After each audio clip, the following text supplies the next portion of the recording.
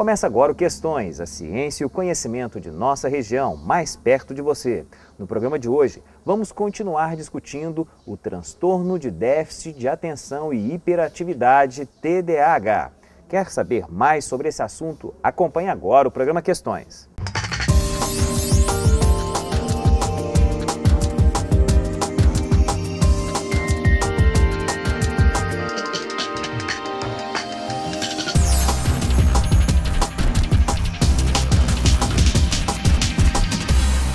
O transtorno de déficit de atenção e hiperatividade ocorre entre 3 a 5% das crianças e, em mais da metade, prossegue na vida adulta. Desatenção, inquietude, impulsividade são algumas de suas características. O TDAH ele é classificado como uma psicopatologia. O que significa, então, ser classificado como uma psicopatologia? Existe um mau funcionamento em quem apresenta esse quadro. E o que as pesquisas vêm mostrando, especialmente nos últimos, vamos dizer assim, 20 anos, é que o que então está comprometido no TDAH é o processamento cognitivo, que se manifesta no comportamento. Então, muitas vezes as pessoas só identificam o aspecto comportamental, associado, portanto, à hiperatividade, mas o que define esse quadro, a pessoa que tenha o TDAH, são déficits, como a gente fala na literatura, nos processos cognitivos, e aí são alguns processos cognitivos.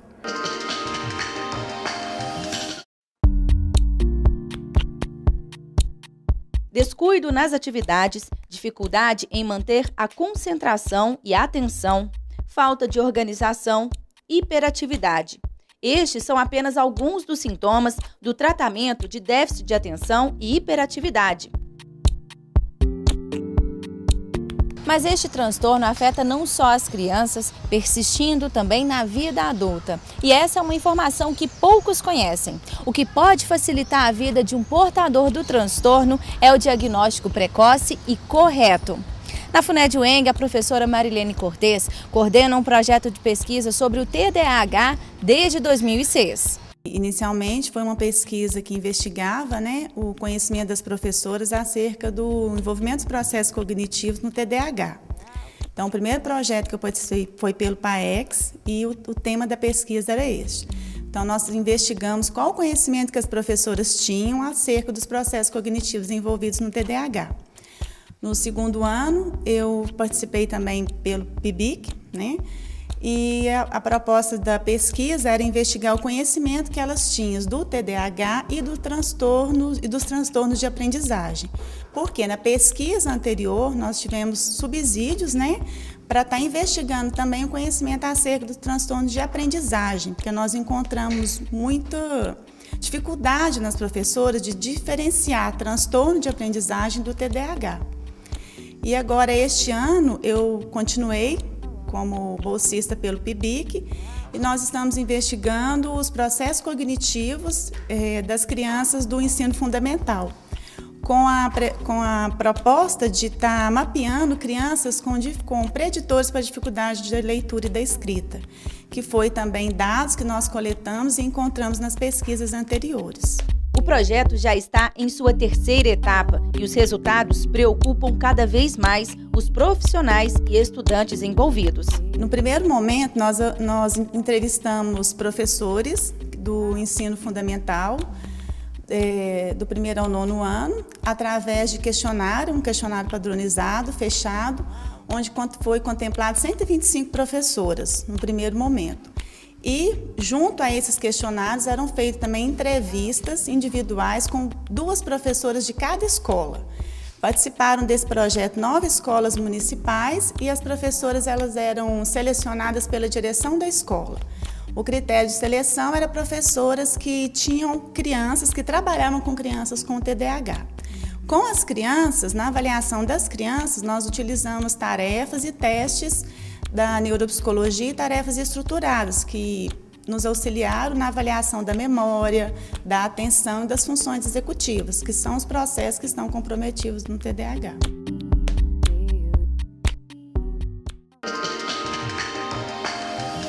Para se atender aos sujeitos com TDAH, é importante se mapear e reconhecer seus impactos na sociedade por meio de pesquisas e ações focadas na assistência ao transtorno. Algumas pesquisas, ou especialmente o pessoal da área médica, os médicos vão aí sempre destacar o benefício da medicação, mas não necessariamente é assim. A medicação ela pode, de fato, ser eficiente para algumas crianças. Agora, tem que colocar numa balança, porque é um psicoestimulante, né? A nova droga que eu não, agora me fugiu o nome, tem, porque até um pouco tempo atrás era metilfenidato, Ritalina ou Concerta. Agora tem uma nova droga, eu esqueci o nome, mas a base dela é anfetamina. Então você sai de um psicoestimulante e passa a dar anfetamina para o seu filho, de 7 anos, de 6 anos. Então, a medicação é alguma coisa possível? Possível mas tem que colocar numa balança o que é melhor. E a gente nunca pode esquecer dessas áreas, que às vezes a gente esquece, mas que é a questão do esporte, música. Nós temos pesquisas mostrando, no sul do Brasil, fora do Brasil, muitas pesquisas mostrando a importância da música no trabalho terapêutico, não psicoterapêutico, mas terapêutico, de tratamento, portanto, com quem tem o TDAH.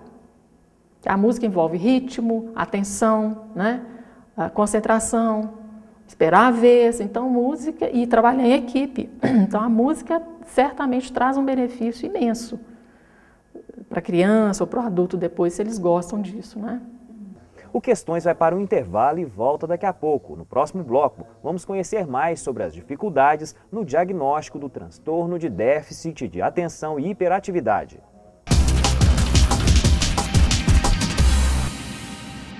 Os 8 anos de trabalho fizeram da Voice Formaturas uma empresa nacionalmente reconhecida. A competência e a seriedade são a base desse sucesso.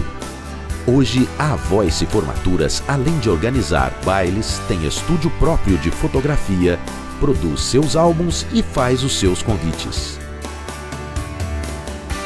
A Voice Formaturas. Grandes conquistas, grandes eventos.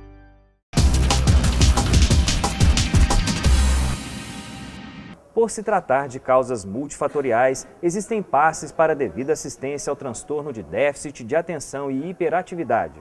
O maior impasse para o diagnóstico de TDAH de fato, um grupo extremamente heterogêneo. Então, assim, de 10, 15 anos, mas confortavelmente, de 10 anos para cá, tem muitas pesquisas evidenciando isso. É um grupo heterogêneo. O que significa dizer isso? Uma pessoa que tem TDAH, que tem problema, por exemplo, de atenção, o outro não tem. Tem problema de memória de trabalho? O outro não tem. Um terceiro pode ter nos 3. Linguagem, função executiva. Então, a heterogeneidade do grupo é a maior dificultador do diagnóstico. Então, você tem que saber usar um arsenal diferente de tarefas, de teste, para conseguir identificar. A atualização do processo de diagnóstico do transtorno precisa ser discutida e buscada pelos profissionais que participam do tratamento. Os resultados das pesquisas desenvolvidas apontam para a necessidade de se melhorar os métodos do diagnóstico, que também estão relacionados com as possibilidades de tratamentos mais adequados. A gente teve um congresso recente agora, em junho, julho, da ABNEP em Belo Horizonte, e aí a gente teve possibilidade de conversar com grupos de pesquisadores, como da professora, doutora Ciasca, em São Paulo, e vários dados, várias coisas que eles identificam lá, nós identificamos aqui. Então foi muito bom, eu pude interagir com ela, com a equipe dela. Então, assim, essa dificuldade diagnóstica, como que os professores estão preparados, os pais não sabem, como que no Brasil o médico não sabe também fazer o diagnóstico, especialmente da rede pública, tem uma dificuldade. Crianças com TDAH são muito agitadas, principalmente os meninos. Lúcia Arruda teve algumas dificuldades com a hiperatividade de Rafael, seu filho mais novo. Desde criança, o Rafael sempre foi um menino muito agitado, um menino que assim, não conseguia ficar dentro da sala de aula. Os professores até arrumavam algum artifício para ele sempre estar saindo, indo buscar alguma coisa, para ele fora da sala de aula. Então, assim, sempre foi um menino muito agitado. Às vezes eu saía com o Rafael e quando eu voltava, acabava de passear, de ir num parque, num circo, alguma coisa assim. Acabava de entrar dentro de casa, o Rafael falava, e agora, onde é que nós vamos? É assim, era um menino que dava muito, era muito agitado e dava muito trabalho, né? Rafael Arruda iniciou na graduação no curso de Psicologia. Durante uma aula, a professora Marilene Cortez, que na época dava início ao seu projeto de pesquisa, observou nele alguns sintomas do TDAH. Isso, Rafael já estava com 18 anos. Eu fiz Psicologia durante 2 anos e meio, até o 5º período. Participei como bolsista no 3º e 4º período, bolsista do programa PAPQ. Da UENG, e foi aí que eu descobri que eu era TDAH, que os sintomas a gente sempre observou em casa, só que é a Marilene que chegou a fechar o diagnóstico. Como que foi descobrir que você tinha o transtorno? Inicialmente não me causou nada não, porque eu já fazia terapia, mas não com esse intuito de tratar o TDAH. Mas acabou que a terapia se adaptou a isso e foi me ajudando a encontrar caminho de lidar com isso, sem medicação, sem nenhuma influência externa. Assim. Hoje, aos 22 anos, ele ainda encontra algumas dificuldades em seu cotidiano por causa do transtorno, mas nada que atrapalhe muito, pois ele tem algumas estratégias. Eu uso não manter muito tempo numa tarefa só, porque acabo perdendo o foco dela, acabo perdendo a qualidade no que eu estou desenvolvendo, então vou ficar variando de tarefa muito rápido. Para estudar, você tenta estudar mais de uma coisa de uma vez também, ou ir variando muito rápido, de 40 minutos troca de matéria. O que ajuda muito é quando eu pratico exercício físico, eu fico mais tranquilo durante uns dias. Fiz Psicologia e até o 4º período de Psicologia e depois passou para Comunicação Social, mas até hoje ele não é um menino que assiste às aulas todas, que frequenta tudo direitinho, né? Sempre deixa alguma coisa para trás. Mas é um menino muito criativo, um menino que gosta muito de trabalhar e tem que estar sempre com a cabeça ocupada. O Rafael assim, eu falo que ele é a 1000 por hora.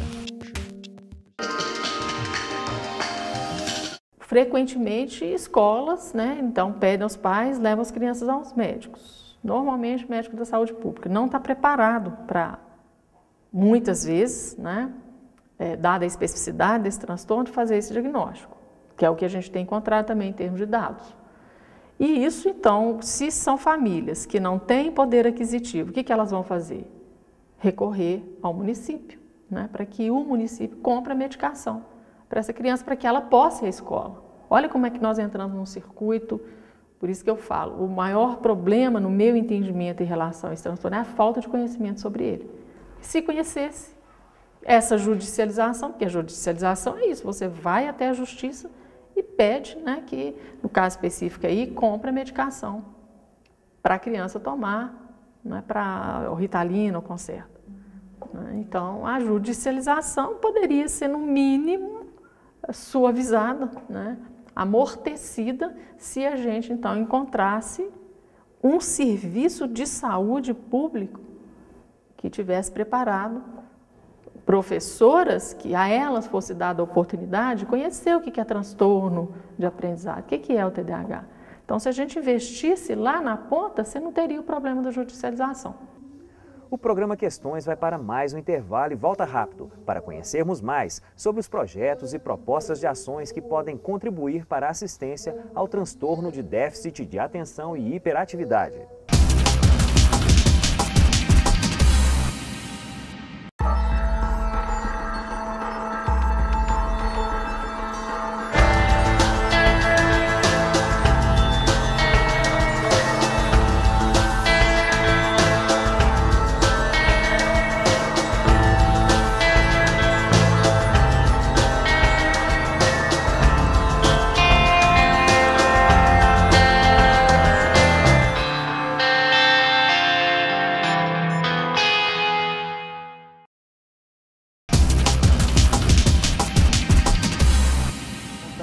As pesquisas apontam a necessidade de políticas públicas, ações e propostas que estejam em consonância para se consolidar o atendimento adequado ao transtorno de déficit de atenção e hiperatividade. O que a gente gostaria muito, né, é de a gente encontrar interlocutores para a gente conversar sobre o que a gente tem encontrado, né?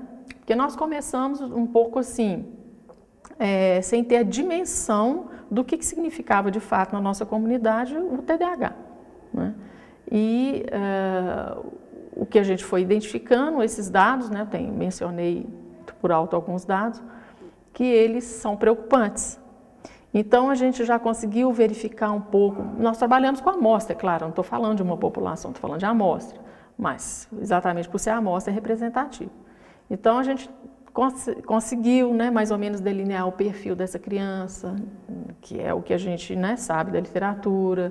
Então, essa era uma meta do nosso projeto. Outra meta era a gente discutir a questão do diagnóstico, como é que esse diagnóstico é feito. Então, a gente também já percorreu esse caminho. Na escola, como é que é vivido esse transtorno? A gente tem várias informações importantes.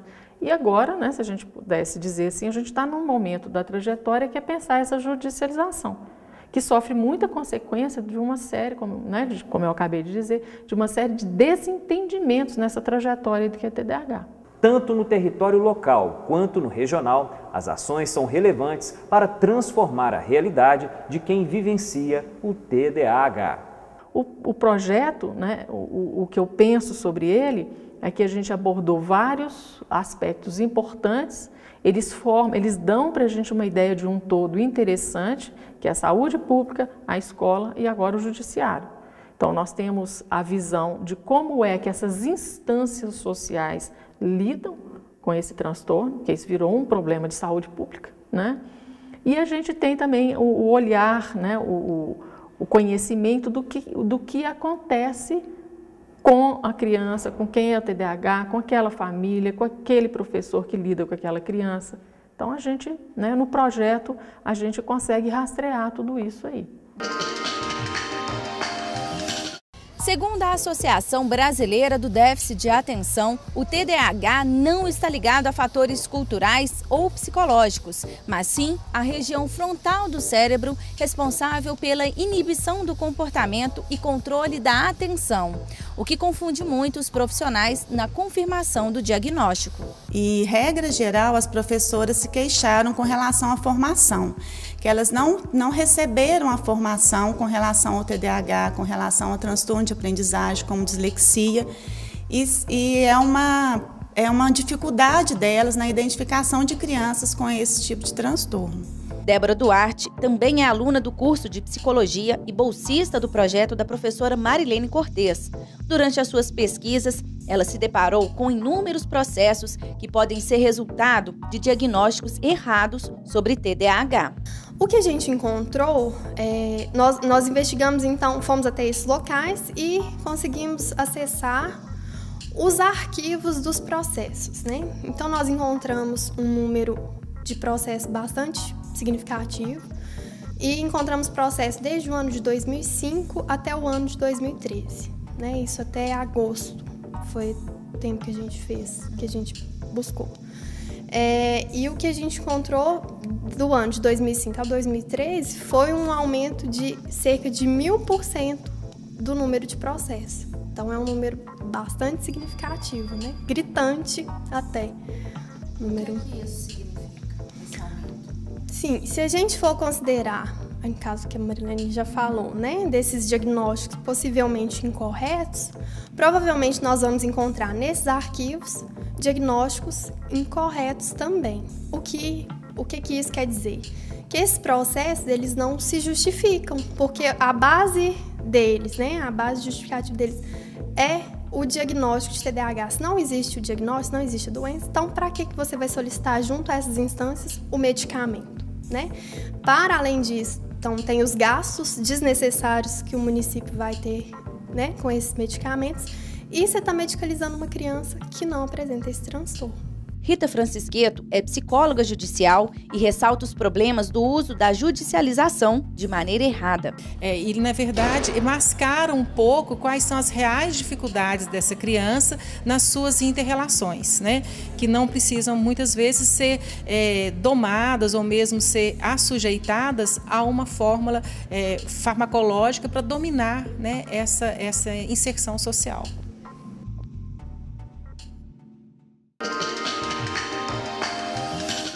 Então, nós temos essa área tão importante dentro da psicologia, que é a psicologia cognitiva, a psicologia escolar. Elas são pouquíssimas contempladas, não só em Divinópolis, mas no Brasil de forma geral. É uma área ainda, por ser uma área mais técnica, uma área mais específica, o aluno se interessa menos por ele. Com isso, eles ficam com rombos nas formações dele, né? Porque começa por aí. É a formação do profissional que vai fazer a diferença depois em termos de trabalho. E o curso de pedagogia, que isso aí é público e notório. Eu já cansei de ouvir pedagogos, né? Pessoas formadas em pedagogia, que a frase delas é essa: olha, tem que começar do zero. Porque, inclusive, na pedagogia, o que acontece hoje em dia, uma das bases fundacionais teóricas da pedagogia teria que ser teoria cognitiva. Não tem como. É ela que vai falar o que é um transtorno de aprendizagem. Como é que a criança vai ser alfabetizada? Né? Então, a gente tem, felizmente, no nosso grupo, tem um aluno que se interessou por discutir isso no TCC dele, né? A questão da alfabetização. Fora do Brasil, não se discute mais esse chamado método global, né? Ele não alfabetiza. E no Brasil, isso ainda é divulgado. Então, você estava falando, nós estamos falando sobre formação. É aí que tudo começa. E no Brasil, nós temos imensos equívocos e lacunas na formação dos futuros profissionais. Então, está um pouco difícil. Sem política pública, sem um olhar atento, né, voltado para a formação desse profissional, então é isso que nós estamos vivendo. São desastres. São desastres. E as crianças pagam um preço altíssimo. O Questões termina aqui. Agradecemos a sua participação nesse programa, em que continuamos a discussão sobre o transtorno de déficit de atenção e hiperatividade, o TDAH. Se você quer saber mais informações sobre esse tema ou sobre quaisquer outros temas, entre em contato conosco. O e-mail do programa é questões@funed.edu.br. Entre em contato também pelas redes sociais, pelo Twitter, pelo Facebook e pelo blog. O programa Questões vai ao ar todas as terças-feiras, sempre aqui na TV Alterosa.